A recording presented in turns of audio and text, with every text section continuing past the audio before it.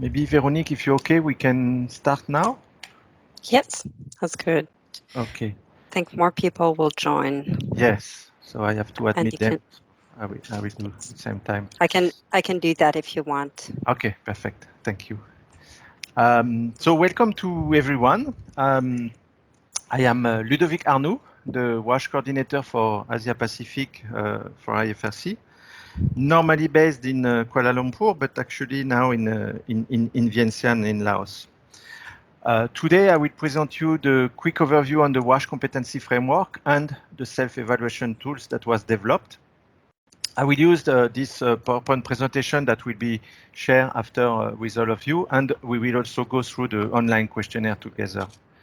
So if you have any question, you can either include it in the chat box, and I can try to answer later on, or you can just open your mic and ask the question directly. Lastly, this meeting is recorded, and we will share this meeting with all the people that were not able to join today, but also we will use maybe in the future as a potential training for the people that will do the self-assessment tool.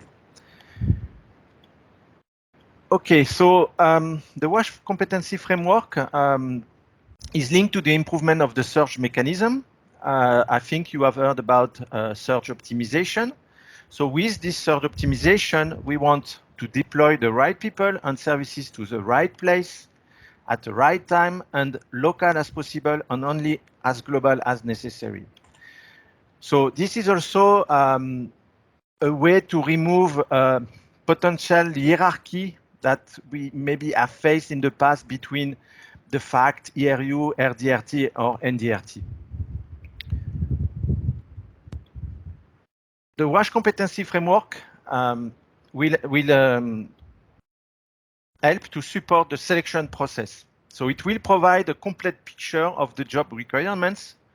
It will increase the likelihood of selecting individuals who are likely to succeed on the job. It will also enable a more systematic and valid selection process. This will help to distinguish between competencies that are trainable after hiring or those that are more difficult to develop. Then the WASH competency framework will support training and career development. We will be able to measure gaps between people's current competencies and the competencies for the role profile they aim at. It will ensure that training and development opportunities are aligned with organizational needs as well. And this can be used also for coaching and feedback. The third point is about performance management. So this will provide a shared understanding of what will be monitored, measured, and rewarded. This will focus on facilitate the performance appraisal discussion appropriately on performance and development. And the last one is about succession planning. This will help to focus on retaining and growing the competency portfolios critical for the organization to survive and prosper. This will provide a method to assess candidates' readiness for the role, provides a competency framework for the critical transfer knowledge, skills, and experience prior to the succession of a role, and for preparing candidates for this transfer via training, coaching, and mentoring. So now we are moving to more standardized role profile. So as you can see on the screen, the role profile will be the sum of the core competencies with the technical competencies plus the duty and responsibilities and experience. So I will share with you the example for the WASH coordinator role profile. So I will put on the screen. Okay, so this is the new way of the role profiles where you have the title, the classification level, the supervisor title, technical reporting line, number of direct report, indirect report if applicable. Then the context, the job purpose, so maybe like we have before, job duties and responsibilities, And we have now also what we have related to experience, knowledge and skill, and the new part about the technical competencies. Like we have tier 1, 2, 3, so it's the same as tier A, B, C. And for this WASH coordinator position, you can see the different tier needed for the position. So for example, WASH and health, we need a tier 3. WASH search mechanism, a tier 3. Hygiene promotion, WASH inclusion, etc., tier 1. And you have this for all the different technical competencies. And then after you have the same for the core competencies. But today I will not go through the core competency. We will focus on the technical competencies. So all together is the new role profile. So this document, you will have the link in the presentation, in the PowerPoint presentation. The technical competencies. We can see here in detail the 22 technical competencies. So it's quite a lot. I will not read all. You can read, or you will have it with you, and you will discover it also when you will do the self-evaluation.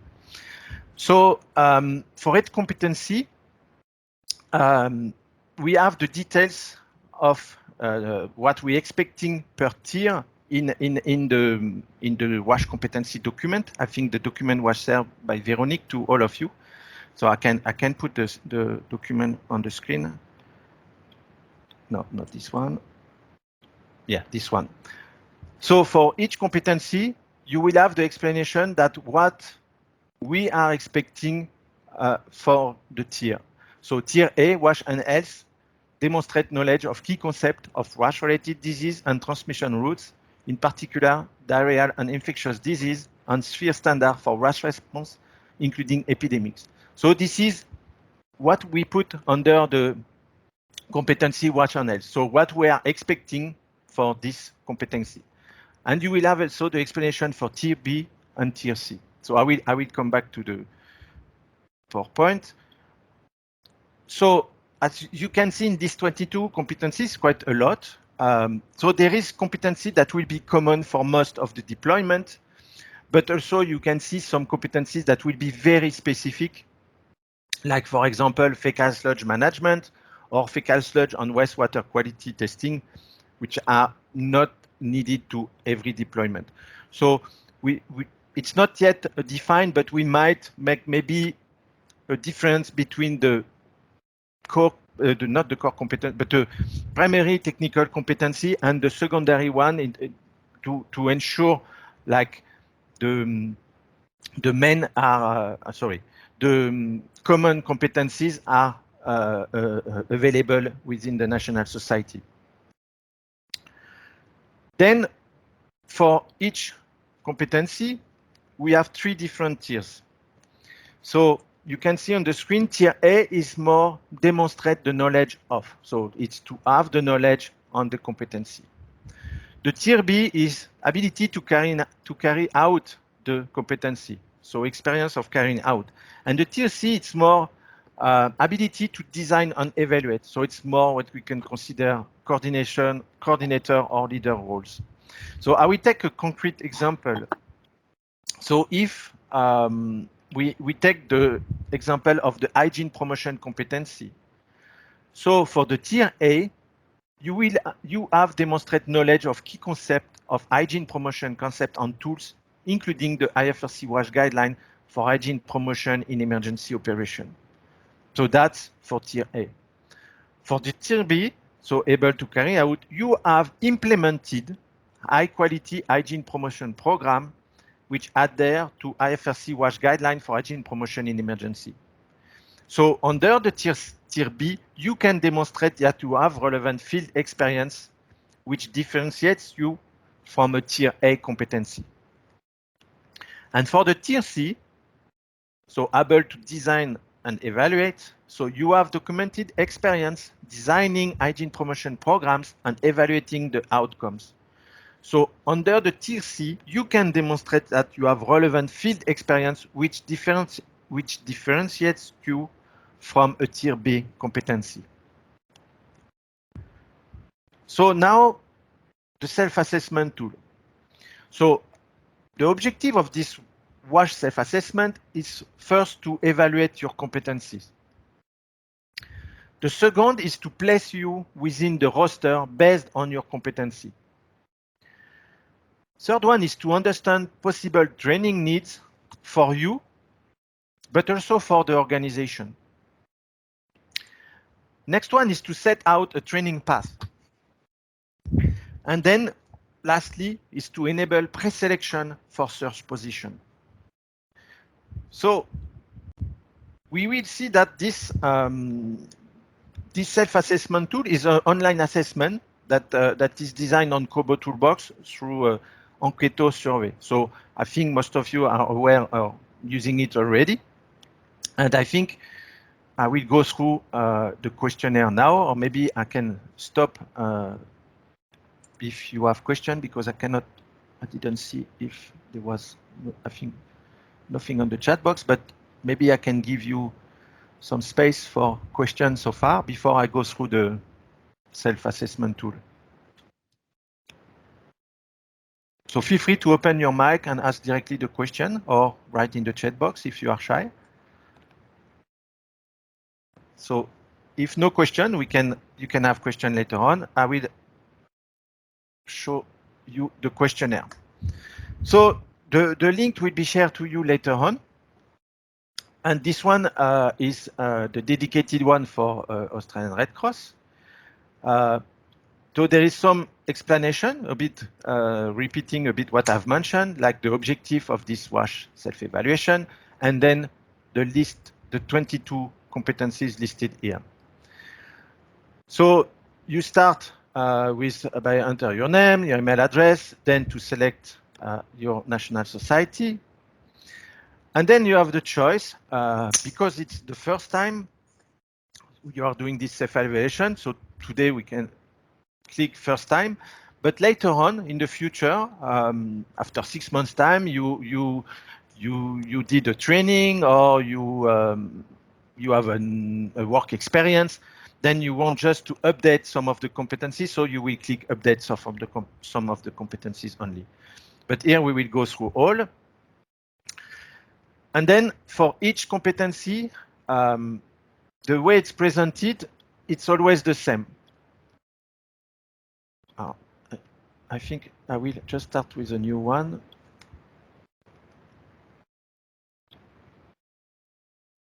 Okay. So like that is the way it appears when you start. So tier A, again, you have demonstrated knowledge related to the competency. Tier B, you have demonstrated field experience in carrying out activities related to the competency. And tier C, you have extended field experience and are able to design and evaluate activity or programs related to this competency. So when you look at the competency, so the competency is in blue. There is two ways. So the first way is, okay, I understand, I know already what is WASH and health, and you already know about yourself if you are tier A, B, C, or if it's not applicable, meaning you don't have the competency. So this is the first option. You know already what is it. So you are tier A, B, or C, or not applicable. And you see when you click not applicable, everything disappears. So if you click tier A, you will have just to fill this part linked to the subtopic for the competency. If you click tier B, this part will remain, so you will have to fill it. But in addition, there is a chat box that open here where you will have to explain. You give explanation about your experience. And if you click on tier C, so it's the same except it's a chat box opening with tier C. So you will have always, if you click tier A, B, or C, to fill this topic. And then if you click B or C, you will have an extra chat box to provide your explanation. So the case or where you are not sure what we include in WASH and health. What does it mean WASH and health for IFRC or competency framework?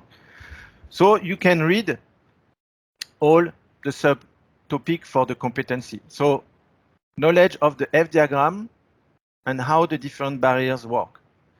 And then F diagram, you know, you don't know. Okay, yes, F diagram, of course, I know very well. Okay, and I can train people, I can teach others. Knowledge of the environmental classification of water-related infections. Yes, water-wash disease, water-based disease, waterborne disease. Oh yeah, it's okay. I know. Wait. Knowledge of the key practices in epidemic. Oh, this one I don't remember well. Maybe basic knowledge only.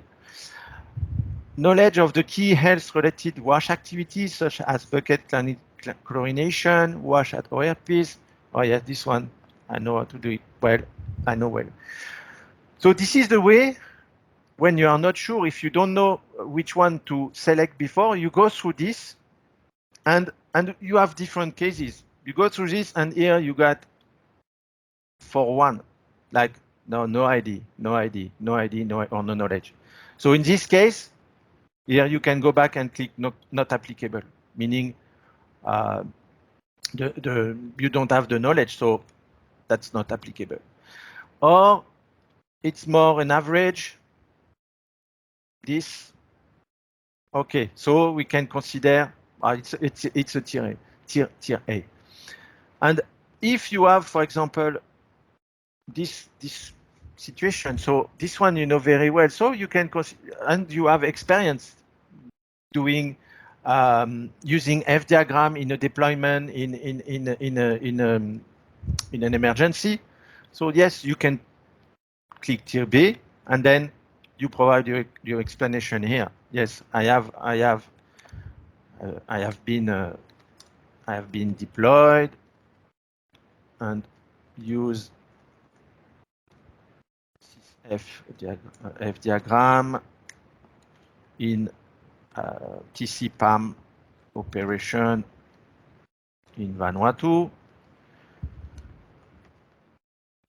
So this is an example.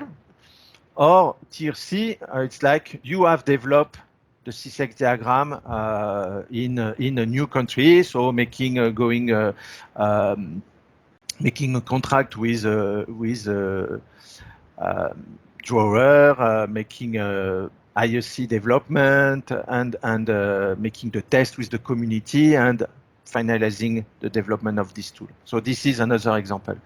So just because the difficulty is the make the difference between the different tiers. So where it's obvious, it's when you have no knowledge. When it's between, if you have few 4 and 5, you can consider clicking tier B or tier C. But in this case, you will have to give the justification. You will have to explain and try to be precise, like when you still have kind of remember, like provide concrete example in the text box, be brief but specific, like when, where, and what the task you fulfill and how. So maybe my answer was a bit too short, so it need to be more developed. So this is the way to fill the competency. And then you go to next competency and it will be the same. So it will be the same. The main difference is per competency, we'll have topic or subtopic between 4 to 11. So some like health and wash and health, you have only 4 subtopic. So for wash surge mechanism, you have 7 topic. Hygiene promotion, I think, is where we have a maximum topic. It's 11 different topic. So I will maybe I will stop here now for question. Maybe it's the time for you to have question.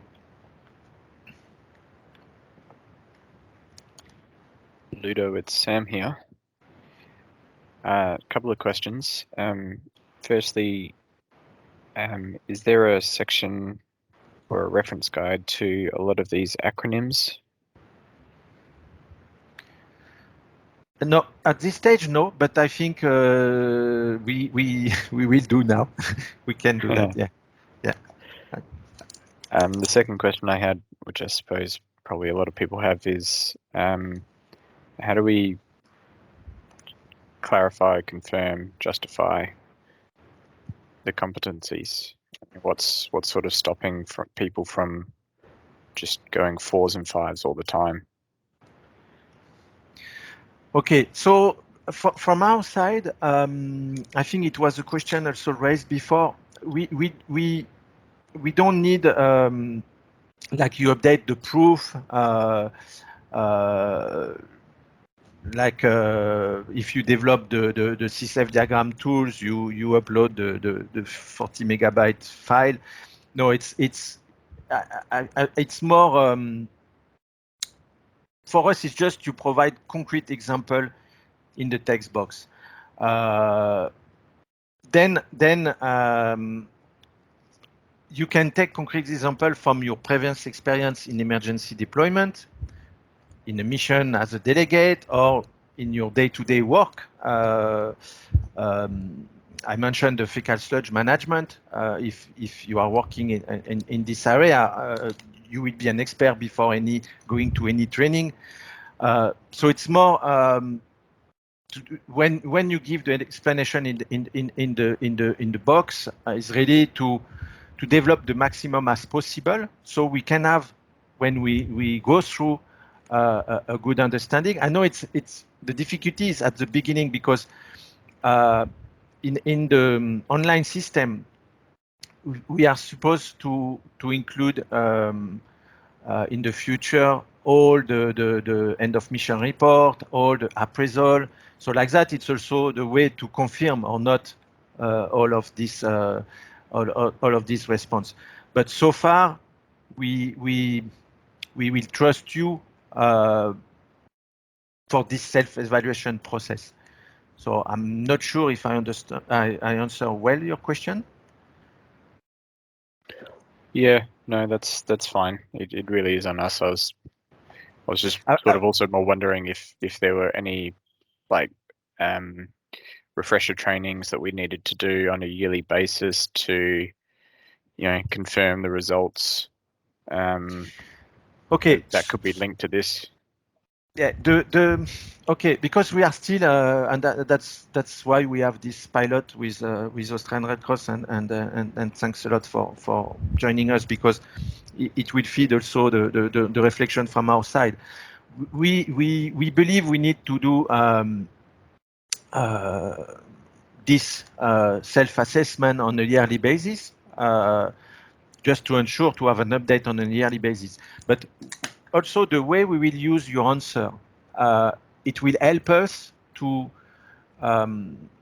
identify within Australian Red Cross what are the competencies you are lacking. We believe it's important. So, for example, we have developed at regional level the hygiene promotion training of trainer. So if after the assessment, after this evaluation process, we put the data all together and we look at the hygiene promotion competency. So, for example, this is the number 3, and from all your results, your self-assessment, you are mainly on or not applicable. For example, you have 70% not applicable, or 50% not applicable.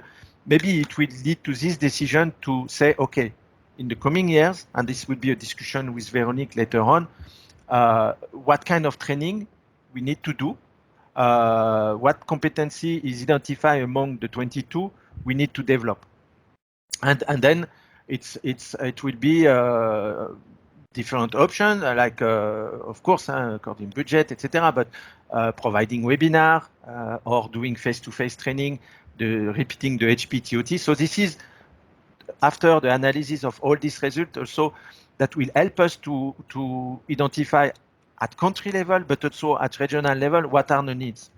And I think it's maybe answering better the question. Okay, so I will show one feature that because it was asked. So as you can see, it can be very long if you have experience in all the competency to fill all the the subtopic plus providing all the information. So maybe you want to stop, like now we want to stop and come back later on. So you go at the bottom, so you just save as draft. You can give a name. Where is it gone? Okay, we can save this name. And then when it's saved, you have a number 1 going here. So it's, if you don't have this number 1, it means it's not yet saved. So after it's saved, you can open, you go to the questionnaire and you click on the 1, and then they will propose you to open the questionnaire. So you can start where you stop. You can continue where you stop. So it's good because the questionnaire is quite long. So maybe you want to take more time to think or to look for example, etc. So this is an option. Also, what is important is when we included 2 parts in the questionnaire. So before to submit it, you need to do you need to print it. So like that, you can keep a copy. So when you reach the bottom, so we put again the note after filling out the questionnaire before sending it. So don't submit before you make you print to PDF to have your own copy. So when you reach the bottom, so you have to go to the top to click, and you can save as a PDF. So it will be a quite long document.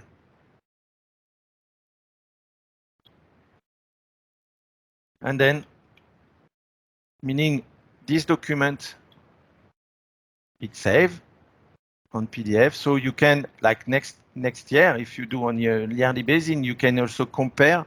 Or last year I write this, but also we will ask you to upload this document to the platform as well, with your profile. So like that, we will be able also to follow up.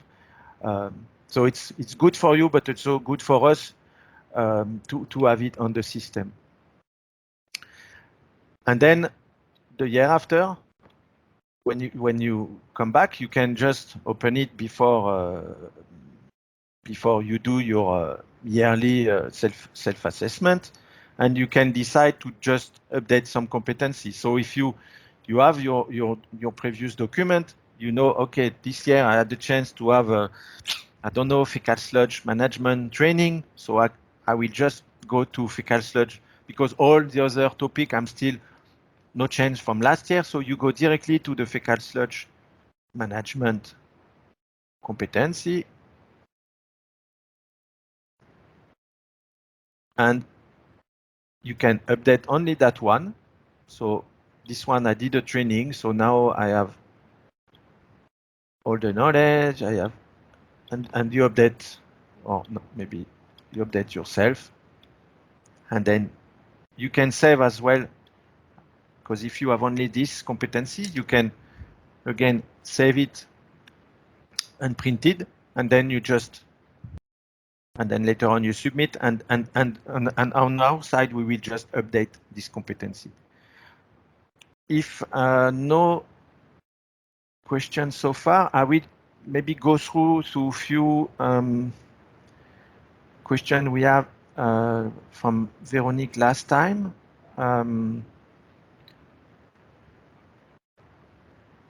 Okay, so there was a question like, for some of the competency, I know that I can do the work, but I've never done it as a delegate. The WASH competency framework tiers B and C are based on experience, not knowledge. So that said, we acknowledge that this can often be a trap, like needing experience to get experience. So IFRC and different national society, we will work to find ways to provide members of our search pool with opportunities to demonstrate the competency and gain experience. So we will go to include shadow missions and allowing under specific conditions. Example, presence of strong technical supervision, individuals without Tier B and C competency to take roles that normally require them. So meaning we will have this option and it will be in the definition of the role profile that sometime we will have people with only knowledge that can be sent under a specific circumstance. Another question was, how do we prove that we meet the criteria for certain competency? Like I mentioned, you don't need to prove by sending evidence. As of today, we go for the self-assessment. I know it's not so easy to self-assess, but we don't need you to upload any document. So again, what is important is in the box you can really develop. So for example, I will share the one I did just for an example. So for the tier, where is it? I said here for tier B, I answer experience in 2015 in Vanuatu for TCPAM. So do you think it's enough to, this explanation is enough to validate or to have an understanding if the person has proper experience or not? So it's question to you. You can tell me yes or no. Don't be shy. Sam here, Ludo. My initial response is no. It'd be good to know exactly what they actually did, what they used, what equipment was used, etc. Yeah, exactly. Yeah. So here, this okay, I was there, but what I did related to the competency is not clear at all. WASH search mechanism, nothing explained. So after, it's difficult to give credit to this explanation. So again, it's to be precise. Because I know you, Samuel. It's I can tell the example, but working in the PMO, you did this water network with solar design, etc., etc. So this is concrete thing. Like during this period, I built 6-10 water system. I was in charge of the development of the borehole. We import new technique, etc., etc. So concrete things, the period, the timing, etc. So that will help. Then, if it's related to your work, you are working in the lab to do analysis. Of course, if it's related to work, it's also quite easy to explain. But that's other possibilities. So all the concrete example really can be from deployment, from personal work, from training, or if you were a trainer in RDRT training, for example, or in a national training. As soon as you select some 4 and 5, you can provide your example. Excuse me, this is Ewi. Can I have questions about Sure. that? Yeah. So I mean, all the questions is about the knowledge. How about like, for example, like I have the knowledge, but I don't have the experience. I mean, for example, in terms of the tools, the ERE tools. I mean, I have the knowledge, the difference and everything, but I don't really have the hands-on experience to really install or like using those tools. I mean, like how can I fit myself on those criteria, for example? Okay, so here we are more in the case you have the knowledge, we'll say it that way, right? Yes. So then after, I would say it's up to you to if you feel tier B, normally it means you have experience. So if you don't have experience and you have strong knowledge, it's this way, tier A. And it's where we are considering to have this specific cases where if it's an operation, for example, you have WASH coordinator, because it's a bit what I mentioned when we have the knowledge but we don't have the experience, and without the experience you cannot get the experience because you will not be sent.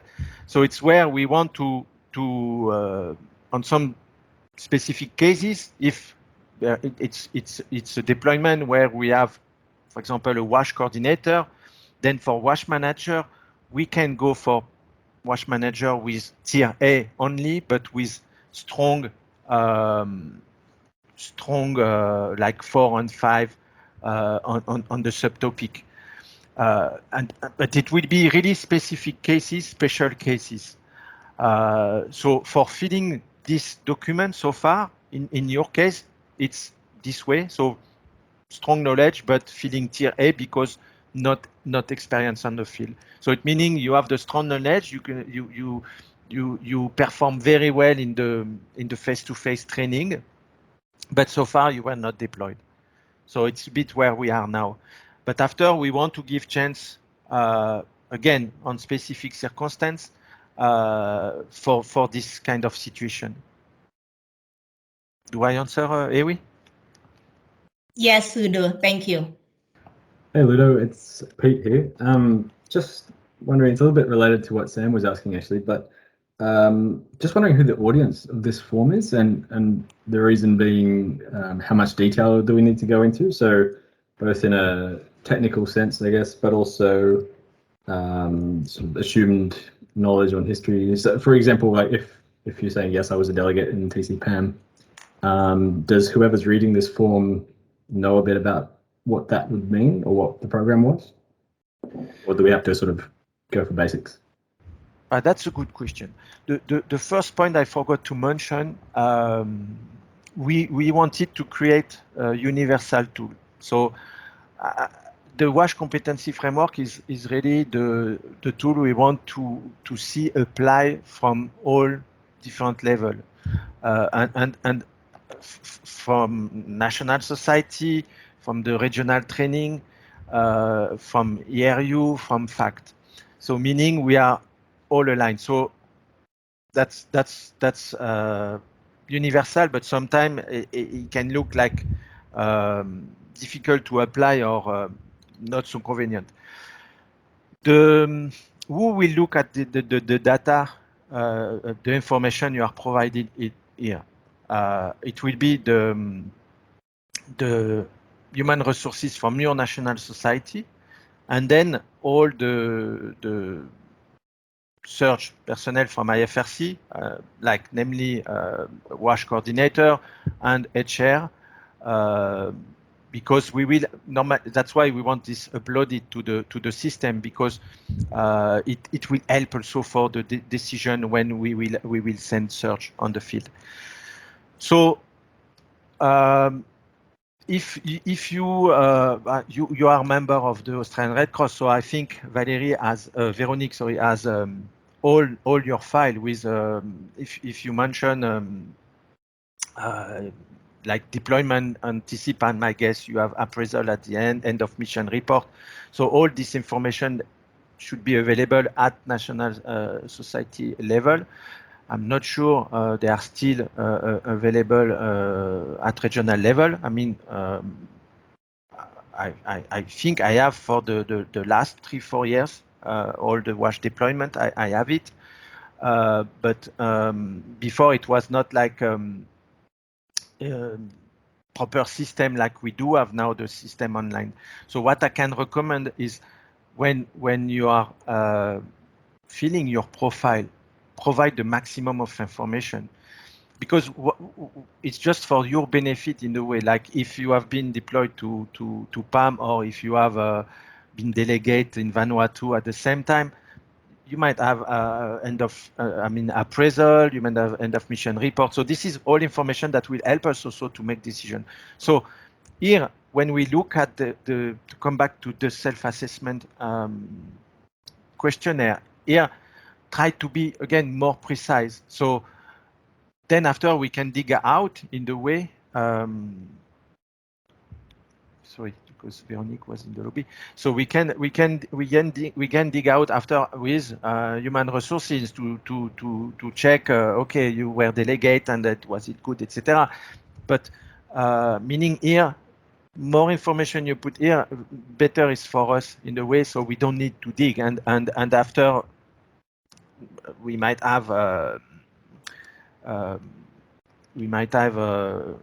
institutional memory. But yes, if we are talking about deployment for the tsunami Aceh operation in 2005, so maybe it will be lost. But yeah, I think for the last experience from the last 5 years, yeah, I think it will be okay to.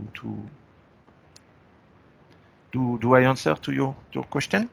Yeah, that's great. Makes sense. Thank you. Thank you. Okay, so I will take another question that was asked before. Does being a trainer or attending a simulation allow you to select 4 or 5 within tier A or become tier B? Yeah, so the answer is like if you are a trainer in certain aspects of the competency. So for example, you can train others in the 8 step of hygiene promotion, and you can lead a simulation of hygiene promotion. This is a very valid and might allow you to select tier B. So yes, you can train others in the 8 step of hygiene promotion. You can lead a simulation, or you did lead the simulation. So this for us allowing you to click on to select tier B and then put this experience in the chat box of the tier B competency. Then at the end it will remain the discretion of the evaluation panel as to whether such experience qualify as tier B designation or not. But this is something you did. This is something you believe you have the enough experience, so it's good to share. Again, if it's precise, if it's clear, it was a 5 days training where you do simulation, or if it was 1 hour training, you see it will be totally different at the end. So again, be more precise, and yes, I think I have the case like people supporting or involved in the face-to-face training, like former RDRT training during 1 week, as can tick can select the tier B competency for some competencies. Yes. So I just repeat. So when you have finished the self-evaluation, don't forget to print the document. I think it's very important to save it, because then you can do also follow-up later on and include in your profile of the rapid response management system. And when you do an update, please include the new file as well. So after we didn't define any timing, because we are not all going at the same speed, the same pace. You might have opportunity within Red Cross or outside Red Cross. I know that was questioned before. There is e-learning, there is training platform like Coursera where you can find a very good training curriculum. I think, for example, there is household water treatment. So if personally you go to this platform and you go until the end, you can, after it's done, update your competency on household water treatment. So that's an option. There is 2 ways to update the competency. I mean, the question to update your competency. So it's update your level of competencies, so going through the system whenever you want. And then the way to update it's various way, like if you have a chance to go to face-to-face training, if you do e-learning, if you follow different webinars, if you have training in your work as well. So anything can be used to update your competency. Now what is good is with this subtopic, you can understand if yourself, you after the self-assessment, WASH inclusion, you believe, oh, I'm not good enough, or my skills are basic, I want to develop, but you will know which topic you need to go through. And then it's not yet done, but we plan to provide for each competency some direction, like existing e-learning or reference to guideline, so you can be up to date. So, for example, for PGI, we just launched a new guidance note on PGI and WASH. So this is a reference document. 2-3 years ago, there was this HP guideline on emergency. So this is also what we want to do. It's not yet, it's work on progress, but is also to provide solution when at the end you want to develop some competencies that are not yet enough developed. Okay. If no question, maybe we can mention the next step. So Véronique will share with you the questionnaire. The idea is to give you 2 weeks to fill this document, but I will add my mail on the slide. We will share the slide with you. So in case you have a question when you reach the tool, or you have an issue, you can directly contact me. I will also I have also developed a small evaluation survey. So it's not like this one can take long. It's really 5 questions, 6 questions to ask you about your experience on this self-evaluation tool. What can we improve? And I already know that we can develop the acronyms document, or at least remove the acronym in the questionnaire. But if you have other remark, like yeah, the way we can improve it, that will be also helpful for the process and for the future. So with the link to this survey, you will also receive the small link to this evaluation. Yes, I think, and we will also make the recording available for the people that were not able to join. Maybe Véronique, I will give the floor to you if you want to add something, or give more details about next step. Thanks, Ludovic. I just want to say thank you, first of all, for joining the webinar, and I will share the link with all of you, including people who couldn't make it today.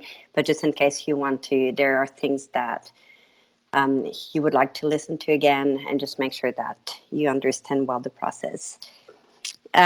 Just for the survey, we'll give you around 2 weeks to complete it. And I was just wondering if you guys think that is enough to complete it, or would just like to hear your thoughts. You can put it in the chat box as well. Veronique, Sam here. I suppose if we have any issues in the next couple of weeks, we can always email and just let you know if things are sort of not panning out, or something's cropped up. Is that possible? Yes, perfect. Yeah. Thank you. And yes, like Ludovic said before, what we'll do after is we'll take the results and we will explore professional development pathways, individual pathways, but also as a group, how we can develop some of the skills. Yes, so we will have a chat. I will organize calls with all of you just to see what we can do next as well. But yes, if you have any questions during the assessment, you can contact me or Ludovic if you have any technical questions, and I'll do my best to answer. Yes, if I can add on top of that, from my side, we have different objectives with Veronique, so it will be totally anonymous in the way I will use all your data, but not sharing the name, because for us it's important to see how we can use the tool, and what Veronique mentioned is it's just not doing a self-assessment to do a self-assessment, is really to see if it can help us to be more accurate for the planning of the coming training, but also to identify the gaps in the region. So a small report will be done without providing information on people, but more like kind of average, and we will share also with you, or if Veronique want me to just present the result in your call, I can do that as well. But you will be also receive the feedback from all your evaluation. I mean, the analysis we will do with that. So do you guys have any questions? Everyone, it seems to be pretty clear for everyone then. Okay, so perfect. Thanks very much for joining us today. It was great to have you here. And again, if you have any issue, don't hesitate to contact me or contact Veronique during the process. And I wish you good luck to fill the document, because I think it will take some time.